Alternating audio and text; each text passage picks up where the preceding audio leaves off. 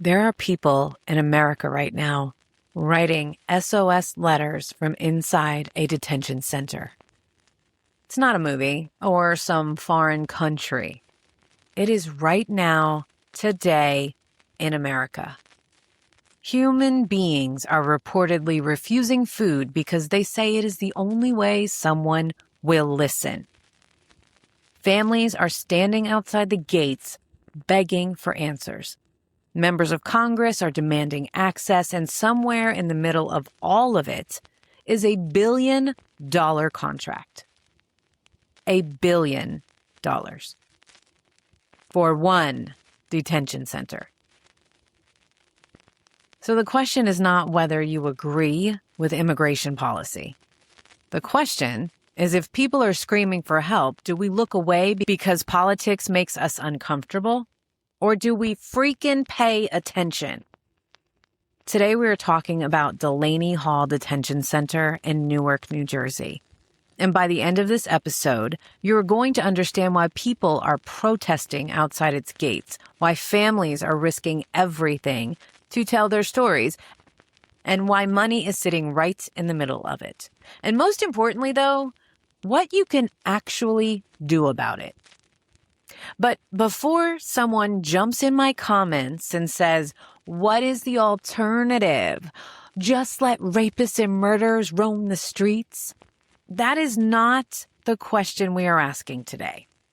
The question is whether human beings deserve food that will not make them sick, whether pregnant women deserve medical care, whether people deserve due process. Now, I know that's a big debate. The question, the biggest question, is whether $1 billion corporation should be allowed to operate without serious public scrutiny when people are raising alarms about what is happening inside. Those are the questions, and we are about to dig into every single one of them. I'm Christi Chanelle, and this is Sassy Politics.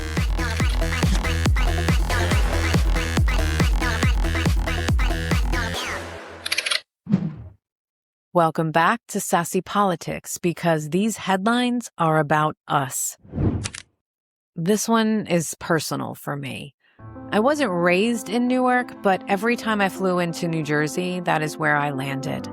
My mom lived in New Jersey. My best friend lives in New Jersey. And the majority of the people that I grew up with still live there. So it's obvious that part of my heart will always belong to that state. So when I start seeing people standing outside Delaney Hall every single day in the heat, holding signs, refusing to leave, I couldn't just keep scrolling past it.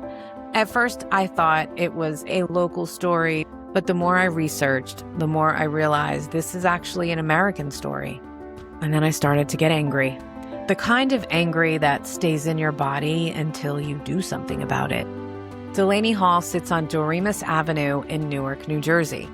It is operated by GEO Group, one of the biggest private detention companies in the country.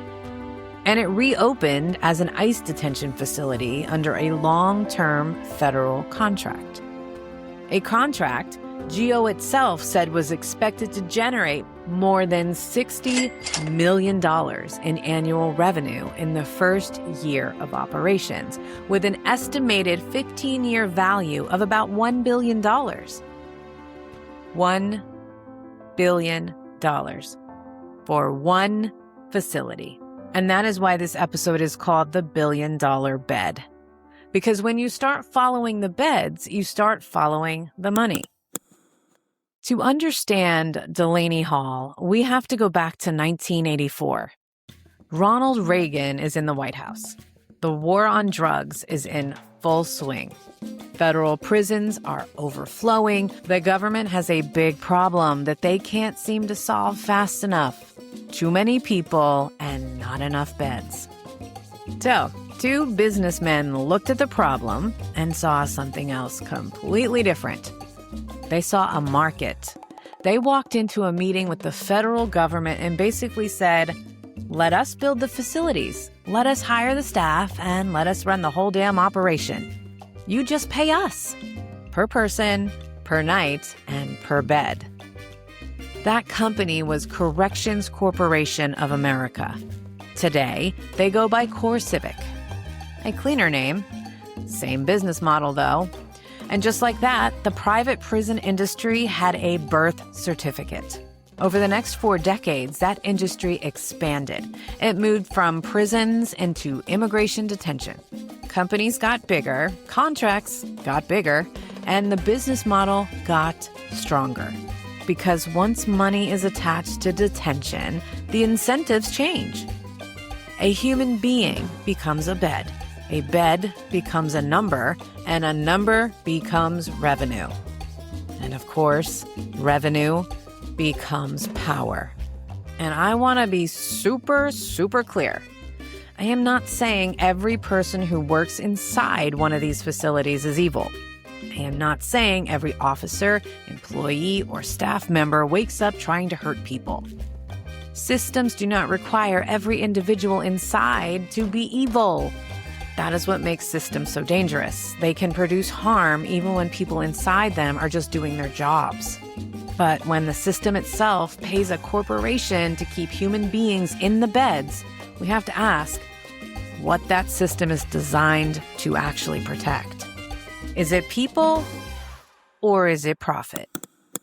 In February 2025, GEO Group announced it had been awarded a 15-year fixed-price contract with ICE for Delaney Hall. The facility is company-owned. The contract is federal. The beds are human, and the estimated value is about $1 billion.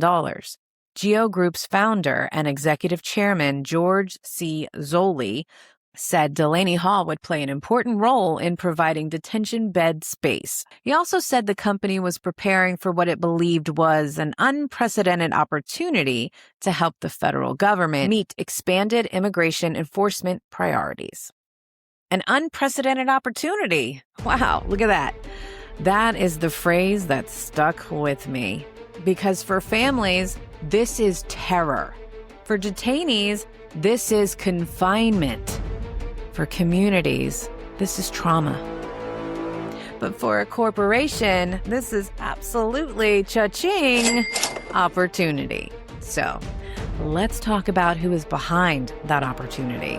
GEO Group is not some little local company. This is a publicly traded corporation. That means investors, shareholders, executives, a board, annual reports, revenue goals, contracts, margins, growth strategies. Their senior leadership includes people responsible for finance, contracts, compliance, legal strategy, secure services, and federal relationships. I know, all of that sounds like a big pile of corporate freaking gibberish. I get it.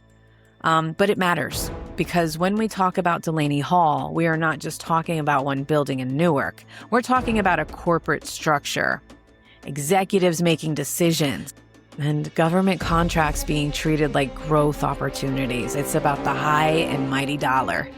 And in GEO's own 2025 annual report, ICE made up a massive share of its customer revenue. So when immigration enforcement expands, companies like GEO are not just watching the news or watching the bottom line. I just want to make that very, very clear. There is ulterior motives here. This is not just about the policy. It's not just immigration court. This is a business model. And it's a business model that depends on beds being filled. Okay? So when people ask, why does it feel like enforcement keeps getting harsher? Why does it feel like more people are being swept up? Why does it feel like cases drag on while people sit in detention? Follow the money, because the money is not hiding. It is sitting right there in the contract. So what's happening inside this billion-dollar facility? This is where it stops being about the contracts and is all about the people. In May, hundreds of detainees inside Delaney Hall reportedly launched a hunger and labor strike. They stopped eating. They stopped working facility jobs. Jobs that advocates say can pay as little as $1 a day. So it's slave labor, if we're going to be blunt. They used the only leverage they had left: their bodies, their labor, their refusal. but they also had opportunities inside to call their families. They told them about the food. They also told them about the medical care, the living conditions, delays, fears, and the feeling that nobody was listening to them. Congressman Jerry Nadler said detainees reported food that very often contained maggots and that the only medicine available was Tylenol. He also described serious medical concerns, including a woman waiting over a month for a mammogram after finding a lump in her breast, and a man with colon cancer who was reportedly not receiving treatment. Senator Andy Kim also went inside and said he saw chaos inside and outside that facility. He described detainees protesting lack of due process, disgusting food, and poor treatment, while families and advocates stood outside calling for help. So let's pause for a second, because when people hear the word detainee, some of them immediately shut off their humanity. They hear detainee and think criminal. They hear immigration and think invasion. They hear detention and think, well, they must have done something really, really wrong. But many of the people inside immigration detentions are not serving criminal sentences. Many are fighting immigration cases. A lot of them have families and children who are U.S. citizens. Many have been living in this country for years. And even if someone has made mistakes, even if someone has a complicated story, that does not erase their humanity. I think that's the problem here. That does not erase medical care or human dignity. We cannot let propaganda convince us that some people are so disposable that they do not deserve clean food, medicine, or a chance to be heard. That is not law and order. That is dehumanization. And dehumanization is always the first step towards something worse. And now I want to talk about one woman in particular. Her name is Gabriela Soto. She is pregnant. She has children. Her husband, Martin Soto, has been detained inside Delaney Hall. And Gabriela became one of the people standing outside those gates demanding answers. She showed up. She spoke, she organized, she made noise. And that's what makes this part for me so very powerful. It's the people. Because Gabriela is not some polished political figure with a fancy title and a press team. She's just a wife, a mother, a pregnant woman standing outside a detention center trying to get people to care about her husband and everyone else inside that building. So many people think activism starts when you feel brave. It does not. Sometimes activism starts when you are terrified, exhausted, pregnant, overwhelmed, and out of options. Sometimes activism starts when doing nothing becomes more painful than doing something. And when Martin Soto became publicly connected to the hunger strike, reports say he was transferred out of Delaney Hall. Many protesters and advocates believe that transfer was retaliation. Officials say they were able to move him, but the people outside saw something else. They saw a hunger strike organizer being removed. They saw a family being separated even further. They saw a message being sent. And they reacted. The part of the story that I don't think gets enough attention is that everybody is talking about the people inside, which they absolutely should be. But I want to also talk about the people outside. While detainees were risking their health inside the facility, families and neighbors, activists, clergymen, elected officials, and ordinary people were standing outside those gates every single day and still are as you listen to this episode. They're showing up, and people are still showing up. This did not end in one rally. This became a daily pressure.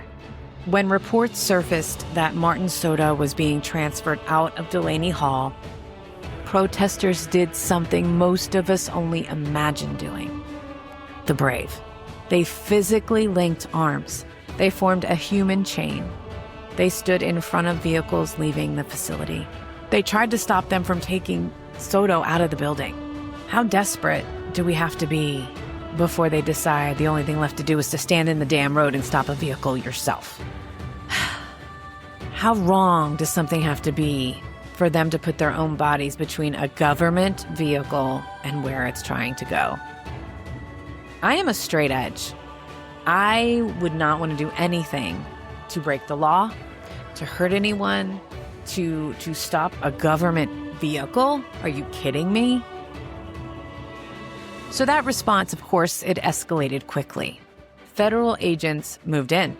Pepper spray was deployed, pepper balls were fired. Some reports describe stun guns and tear gas being used during the days of protest. Protesters reported being shoved, tackled, restrained, pinned down, pushed back, and hurt. 100 years. We've been dealing with this shit for 400 years. Literally, what y'all going through right now, we've been dealing with this shit for 400 years. I'm gonna let y'all know that. The same shit they doing to y'all right now, we've been going through this shit. I swear to God. I swear to God. Guaranteed.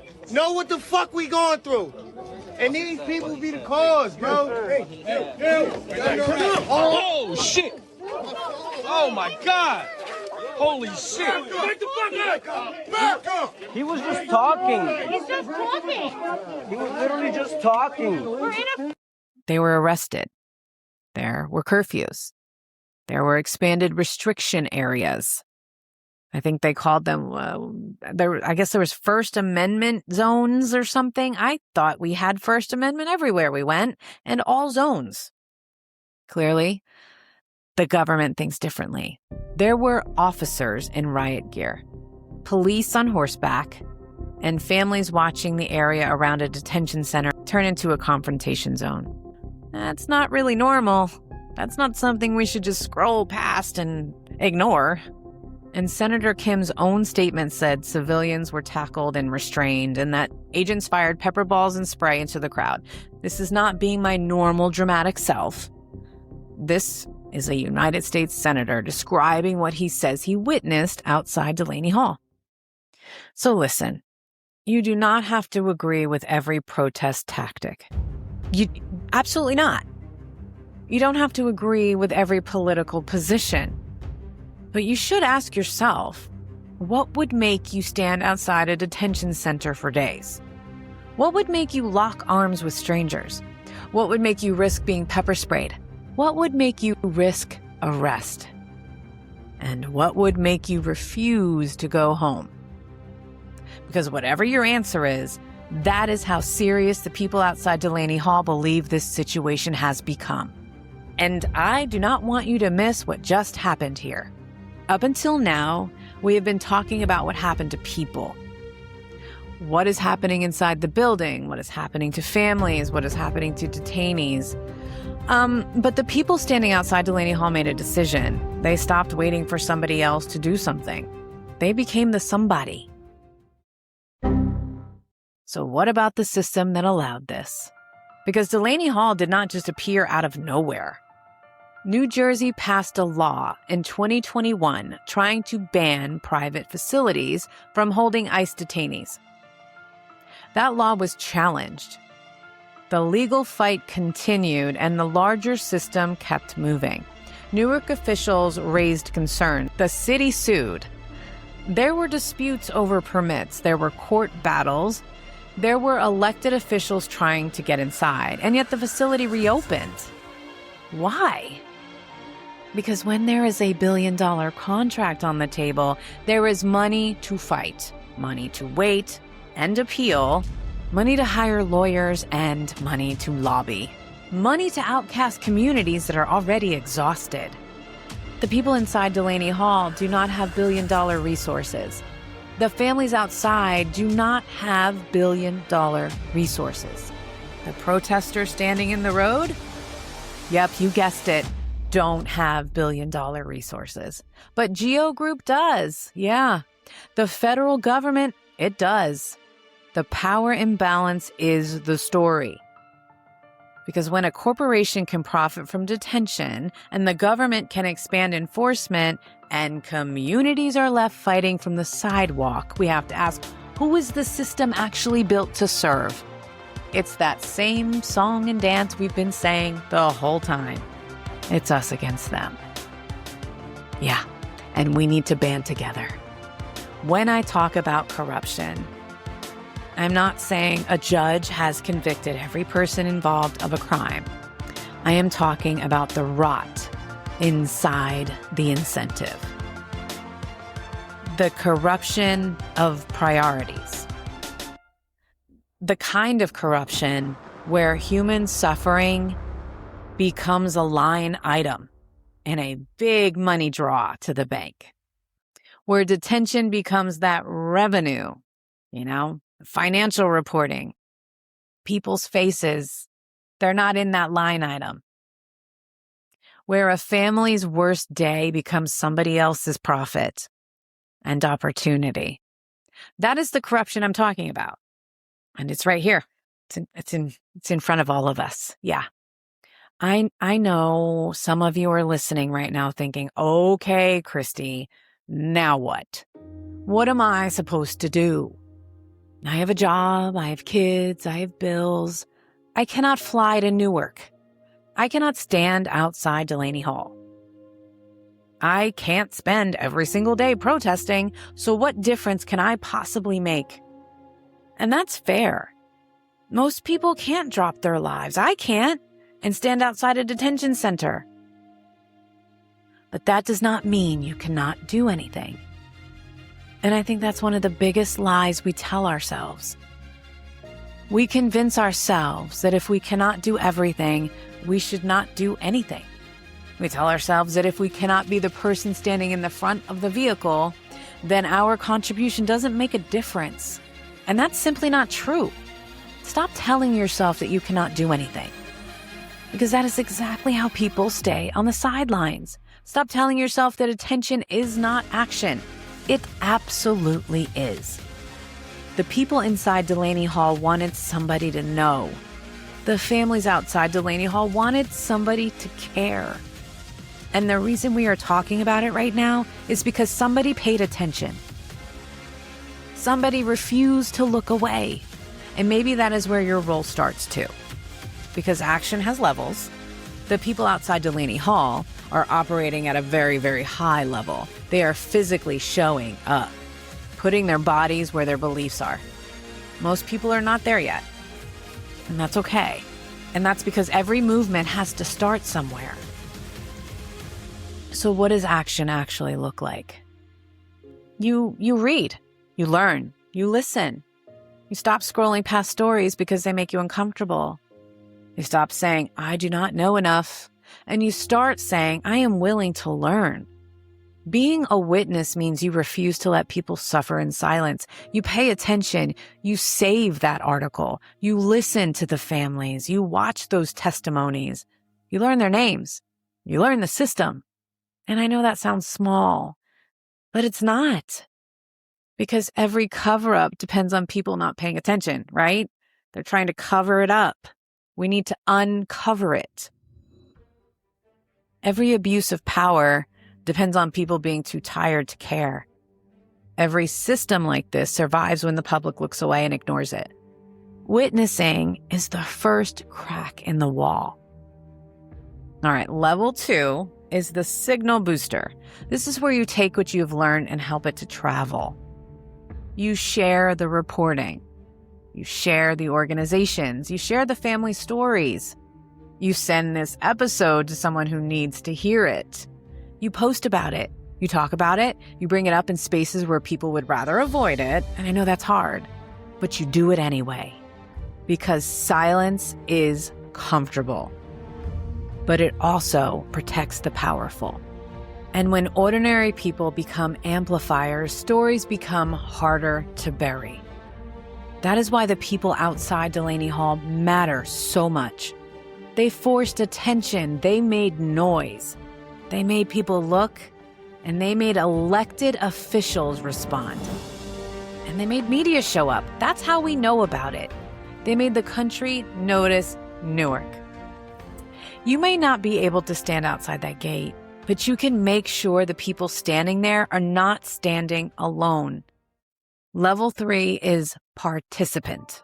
This is where you start using your actual civic power. You call your representatives, you email your senators, you show up at town halls, ask direct questions, and support legal defense funds. You donate where you can. You volunteer if you can. You follow local organizations already doing the work. You join a meeting, sign up for alerts, and become reachable. And please hear me. You do not have to become a full-time activist overnight. You do not have to know every law. I know it seems intimidating. You don't have to be perfect. You just have to stop being permanently unavailable to the moment you are living in. It's a big moment. Democracy does not only die when bad people act. It dies when exhausted people disengage. And I get it. We're all tired. But tired cannot be the end of this story. Level 4 is the disruptor. This is where you organize. Lead, create, build community like Linked We Stand. Start the group chat. Host the meeting. Make the content. Plan the supply drive. Support the protest. Train the volunteers. Protect the vulnerable. Become the person who refuses to let that story die. This is the level the protesters outside Delaney Hall are showing us. They are not just watching history. They are interrupting it.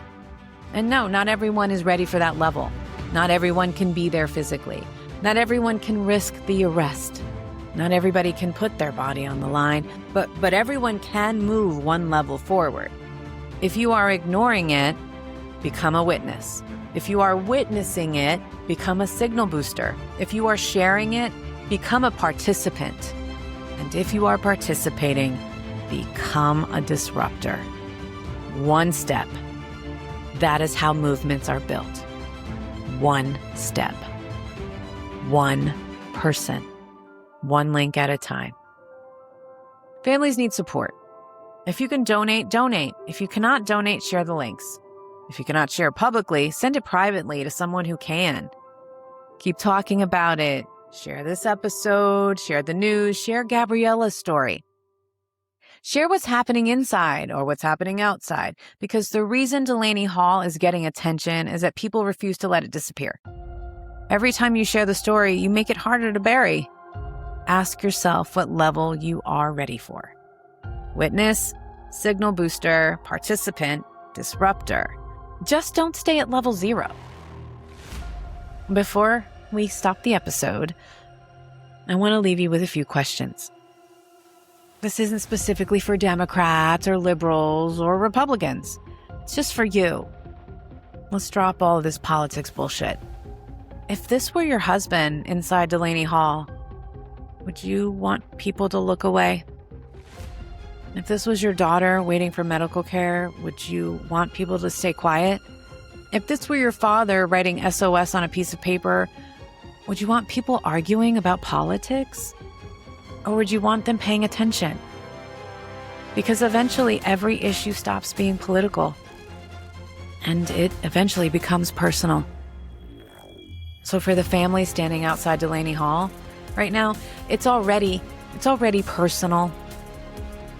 At the heart of this story is just one question.